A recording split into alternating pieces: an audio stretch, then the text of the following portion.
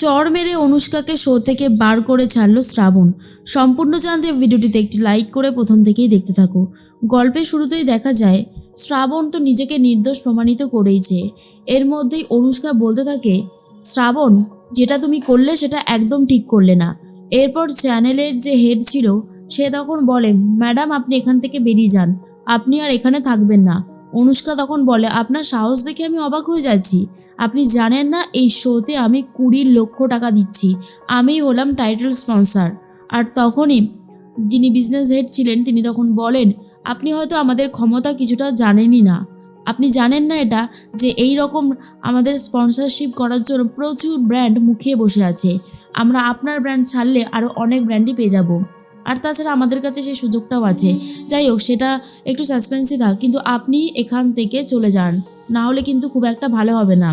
Police দেখে ঘাড় ধাক্কা দিয়ে বার করে তবেই ছাড়বো।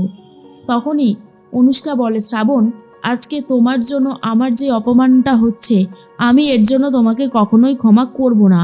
তুমি এর জন্য উচিত শাস্তি পাবেই। শ্রাবণ বলে, আর তুমি তুমি কি অন্যায় করেছো? তোমার নিজের অন্যায়ের কথা ভুলে যাচ্ছ কি করে? তোমার নিজের অন্যায়গুলোর কথা বলো, এত তাড়াতাড়ি সেগুলো ভুলে গেলে কি করে হবে? অনুষ্কা তখন বলে, কি অন্যায় করেছি আমি? বেশ করেছি। এরপর শ্রাবণ একটা ঠাস করে চড় মেরে দেয় আর বলে, আমিও এই বেশ করলাম, কেমন লাগলো চড়টা খেতে? তখন অনুষ্কা বলে, তোমার এত বড় সাহস, তুমি এখানে আমাকে চড় মারলে? শ্রাবণ তখন বলে, বেশ করেছি, মারবো না কেন? হ্যাঁ, তুমি কি আমাকে কম জ্বালাতন করছো? তুমি আমাকে অনেক বেশি জ্বালাতন করছো। তুমি আমাকে অনেক অনেক অপমান করেছো, তাই এই সব কিছুর চড়টা তোমাকে আজকে মারলাম। এরপরে অনুষ্কাকে টানতে টানতে নিয়ে যাচ্ছে পুলিশ। আর অন্যদিকে দাদু তখন বলে, বাহ, জমে গেছে জমে গেছে। শ্রাবণ একদম ঠিক শিক্ষা দিয়েছে এই অনুষ্কাকে।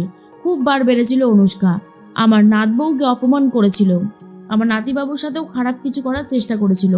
বেশ হয়েছে, এবারে উচিত শিক্ষা পেয়েছে। আর তখনই অনুষ্কাকে বার করে দেওয়ার পরে শ্রাবণ আবারও মঞ্চে উঠে দাঁড়ায় আর বলে, আমি জানি আমি অনেক ভুল করেছি, ছদ্মবেশ নেওয়াটা আমার উচিত হয়নি, তবে আমি সত্যি কথা বলতে নিজেকে নির্দোষ প্রমাণিত করার জন্যই এটা করেছিলাম। আপনারা প্লিজ আমাকে ক্ষমা করে দেবেন। জাজেসরা বলে, না শ্রাবণ, তুমি আমাদের চোখ খুলে দিয়েছো। আমরা যে এই ভুলটা করেছিলাম, আশা করি এবার আমরাও আমাদের ভুলটা শুধরে নিতে পেরেছি। এর মধ্যেই দাদু তখন বলে, সানায়া দিদি কেমন লাগলো বলো? সানায়া তখন বলে, কেমন আবার লাগবে দাদু ভাই, আমার তো দারুণ লাগছে। এই রকম ভাবে যে বৌদি ভাই নিজেকে নির্দোষ প্রমাণিত করে আবারও ওই মঞ্চে গান গাইতে পারবে, এটা তো আমি স্বপ্নেও ভাবতে পারিনি। আমার কিন্তু খুব আনন্দ হচ্ছে। দাদু তখন বলে, আমারও আমারও। আর টিকলি তখন বলে, করো করো, তোমরা যত খুশি মন চায় আনন্দ করে নাও। এরপর যখন উচিত শিক্ষা পাবে তখন বুঝবে কেমন লাগে। এরপরেই তখনই দাদু আর নাতনিতে খুব আনন্দ করতে থাকে। ইচ্ছে করে পাটা এগিয়ে দেয় টিকলি, আর পায়ের এমনভাবে ল্যাং মারে টিকলি সানায়াকে যে মুখ থুবড়ে সানায়া পড়ে গেছে নিচে। সানায়া তখন উঠে বলে, তুমি আমাকে ল্যাং মারলে কেন টিকলি? টিকলি তখন বলে, আমি কোথায় ল্যাং মারলাম, দেখো সমস্ত উল্টোপাল্টা কথা বলো না। সানায়া তখন বলে, আমি কোনো উল্টোপাল্টা কথা বলিনি, আমি যা বলেছি তা একদম সত্যি, আর সেটা তুমি নিজেও খুব ভালো মতন জানো।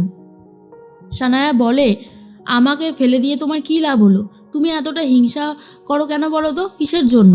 দাদু তখন বলে, আচ্ছা আচ্ছা সানায়া দিদি থাক। সানায়া তখন বলে, কেন থাকবে দাদু?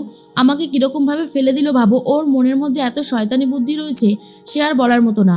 যত তাড়াতাড়ি বৌদি ভাই এই কম্পিটিশনে জিতে টাকাটা ইনকাম করতে পারবে, তারপরে এই মেয়েগুলোকে এখান থেকে বার করবে। খুব খুব বাজে তুমি একটা মেয়ে।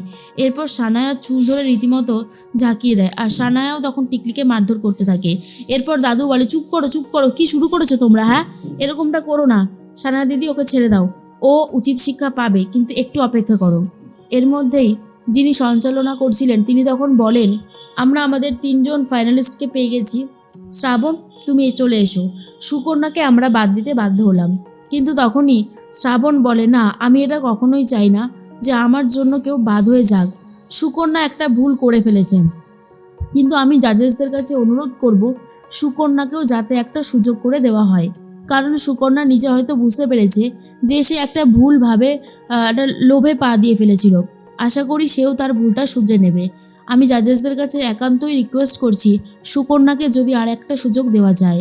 তখন সুকন্যা বলে, শ্রাবণ, আমি তোমাকে এই শো থেকে বাদ দিয়ে দিতে চেয়েছিলাম, আর তুমি আমাকে এই শোতে ফিরিয়ে আনতে চাইছো?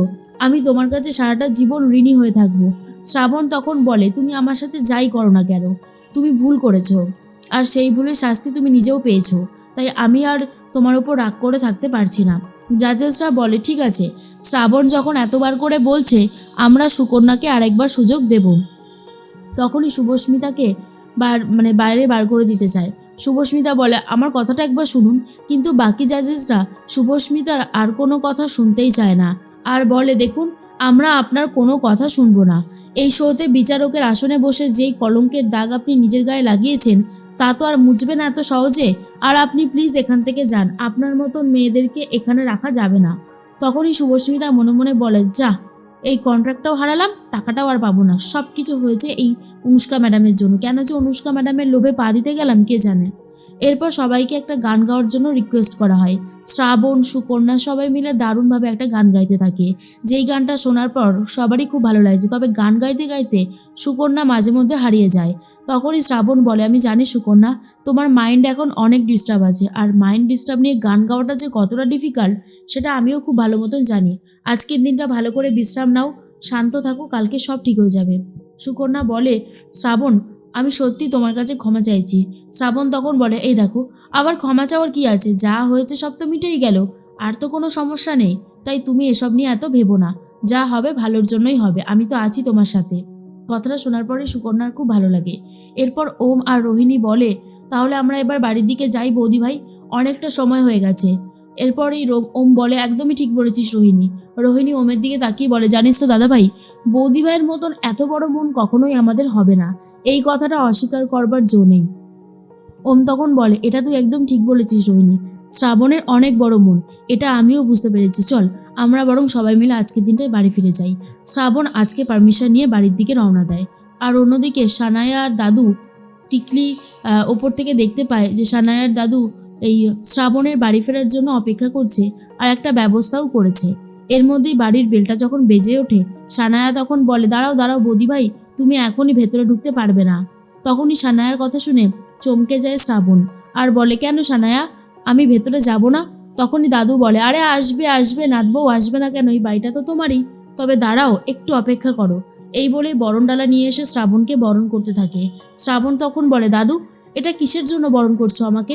দাদু বলে এই যে তুমি শত্রুদের মুখে ছাই ঘষে দিয়ে রীতিমতো বাড়ি ফিরে এসেছো, আনন্দের জন্য তোমাকে বরণ করছি। তুমি খুব ভালো থাকো শ্রাবণ, তুমি তোমার ভালো হোক, তুমি জিতে ফিরে এসো। আর এই বরণের প্রদীপের যে আগুনটা দেখানো পরেই তখনই টিকলি বলে এই আগুনের তাপেই তুই জ্বলে পুড়ে শেষ হয়ে যাবি শ্রাবণ, আর তার ব্যবস্থা আমি করছি, তুই কোনোভাবেই সুখ পাবি না। কিন্তু শ্রাবণের এই খুশিতে বাড়ির অনেকেই খুব খুশি হয়ে গেছে, বিশেষ করে রোহিণী, সানায়া, ওম আর দাদু।